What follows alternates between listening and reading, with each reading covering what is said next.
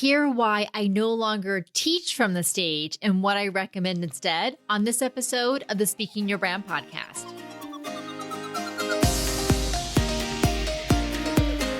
More and more women are making an impact by starting businesses, running for office, and speaking up for what matters. With my background as a TV political analyst, entrepreneur, and speaker, I interview and coach purpose-driven women to shape their brands, grow their companies, and become recognized as influencers in their field. This is Speaking Your Brand, your place to learn how to persuasively communicate your message to your audience. Welcome to the Speaking Your Brand podcast. I'm your host, Carol Cox. We're continuing our new series called Speak with Confidence. Last week's episode was all about claiming your identity as a speaker, and the week prior was on developing your impromptu speaking skills. My goal with this series is to get you to think differently about speaking than you have. Because I know you want to be an impactful speaker, to share your important message with your audiences, and to attract clients for your business. And we think that teaching and training is what our audiences want. Now, this is what I thought too for a long time. But I believe that there are trends going on around us that are changing this expectation from our audiences. Because after all, we're all swimming in information. All the podcasts that we listen to, the online content that we read, from social media posts to videos to news. And now with artificial intelligence, we can have comprehensive answers to any question that we have, whether simple or complex, in a matter of a few seconds. This is why I no longer advocate what is called teaching from the stage. I'm going to share on this episode what I recommend instead. Now, I know that there are many of you out there who enjoy teaching and training. And if you're doing workshops, especially paid workshops for a group, an organization, or a company, then absolutely you need to be teaching and training to the attendees in that audience. What I'm talking about here when I'm saying teaching from the stage and switching that is where you're doing lunch and learns at a business group. You're doing conference breakout sessions. You're doing keynotes, and you're doing TED-style talks. Now, I know that so many of you like to teach and train because our most popular response and our speaker archetype quiz is what I've called the Stellar Scholar. The Stellar Scholar loves to get into all the details about their topic. They love to share what they know about their topic with their audience, and absolutely you should. But I want you to rethink and reframe the content that you're sharing with your audience. I want you to think more about thought leadership and less about teaching and training. Now, if you're curious to find out if you are the Stellar Scholar archetype or if you're a different one of our 4 speaker archetypes, you can take our free quiz at speakingyourbrand.com/quiz. It's 10 multiple choice questions. It only takes a few minutes and you'll get your results right away. Again, you can take our free quiz at speakingyourbrand.com/quiz. Now, let's get on with the show.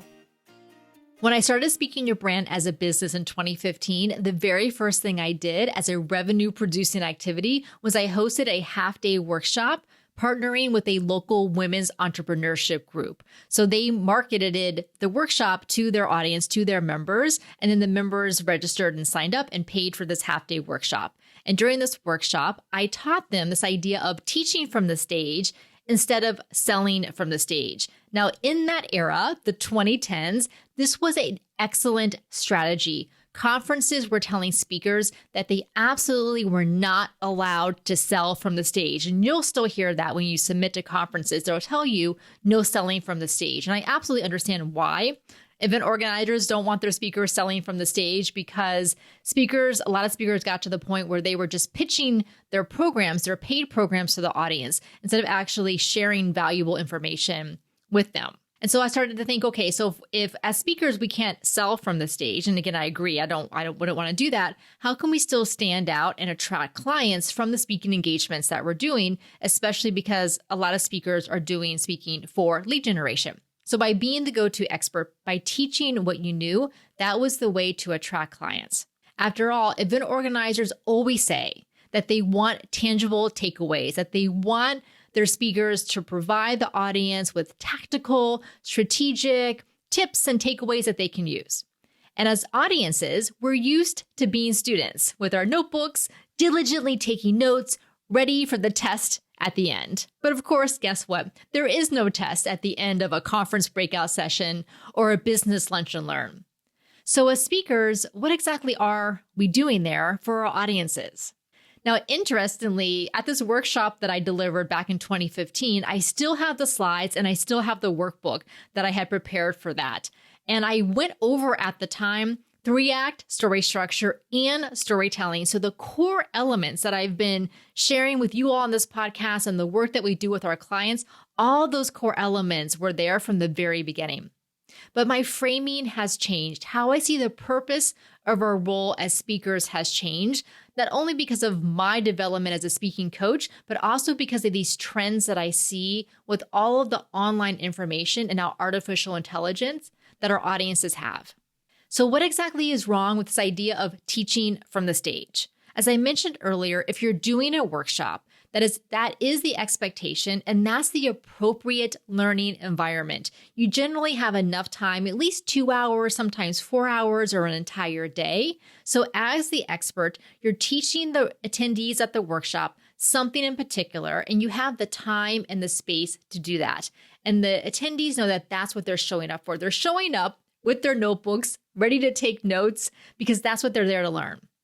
But if you're presenting at a lunch and learn or at a 30-minute session at a monthly meeting of a business group, or you're speaking at a conference breakout session, and this is definitely the case for a keynote, you're actually not there to teach the audience.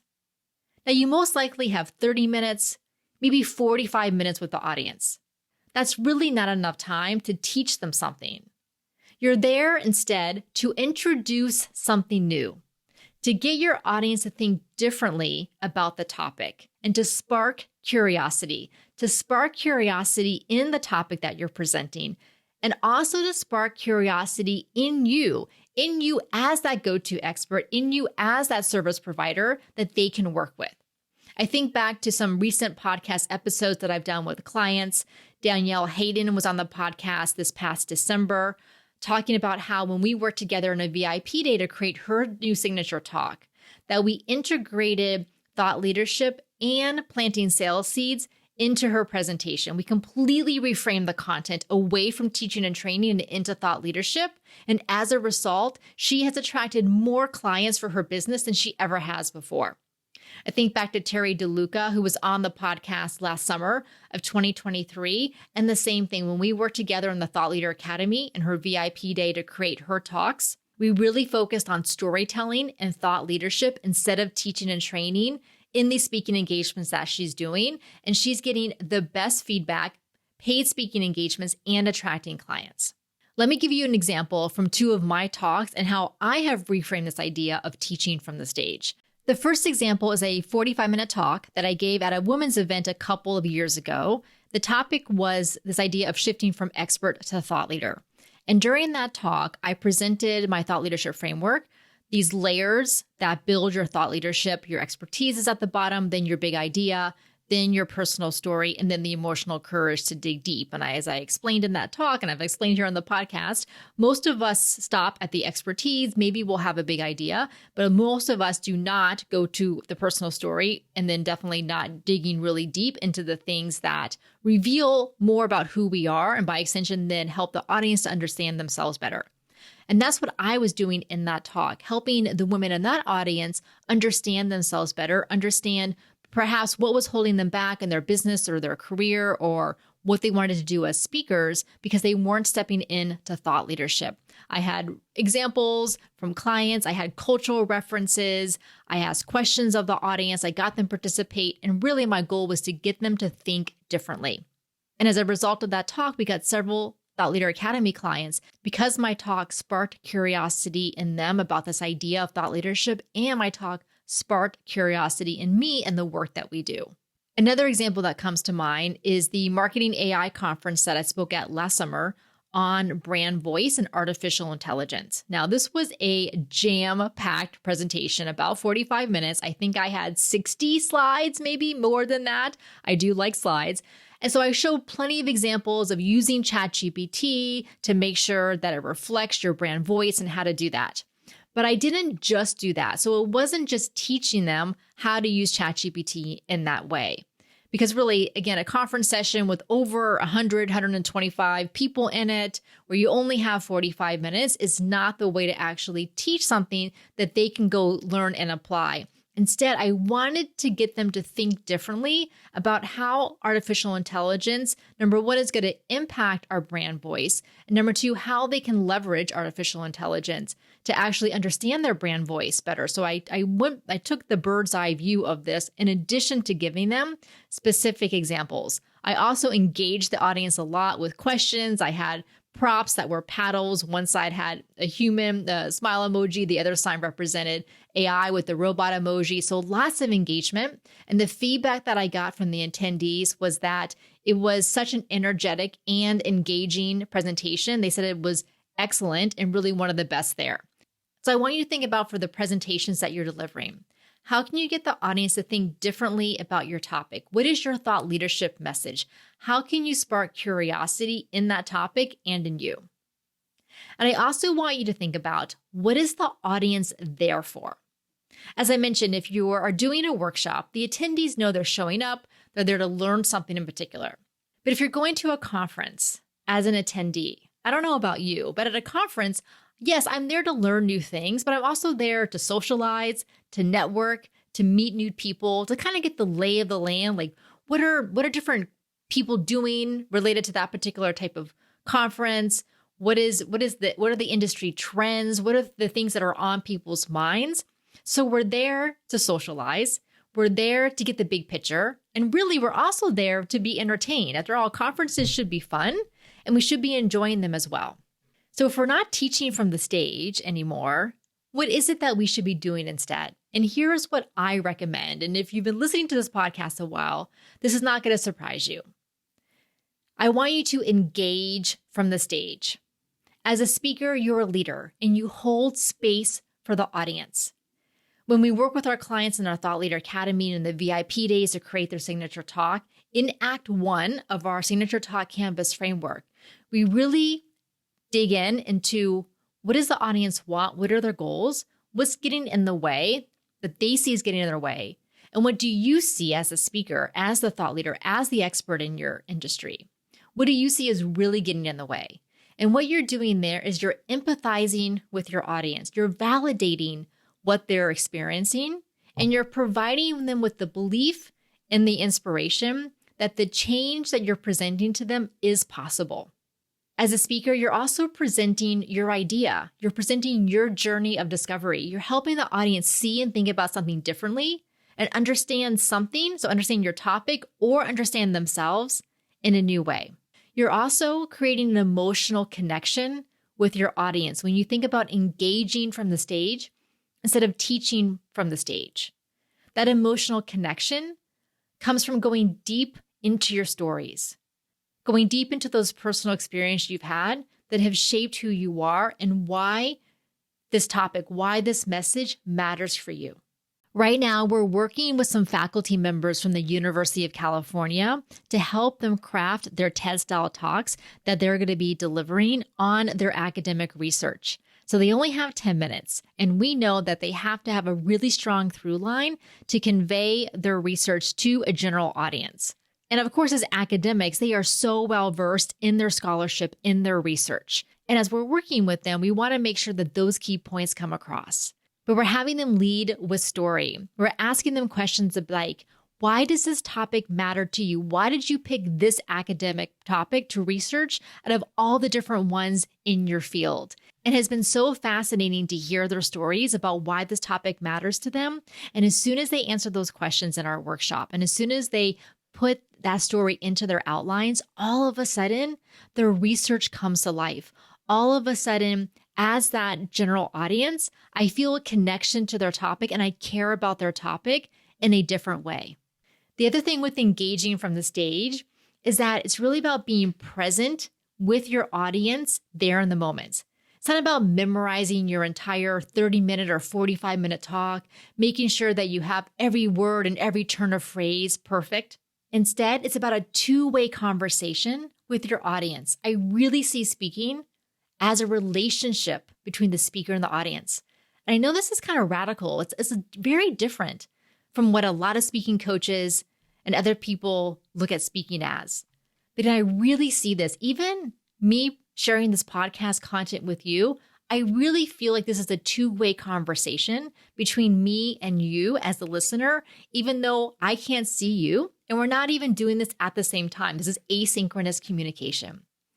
But it's a relationship because I'm trying to understand what your goals are, what your challenges are, and how I can help you to get there.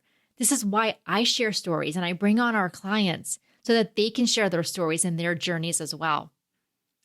Now, thinking of speaking as a two-way conversation doesn't necessarily mean that your audience is talking out loud back to you. Now, of course they could if you have the time and the space and the audience size is right and the venue is right, then you can absolutely ask questions and have the audience share back out loud.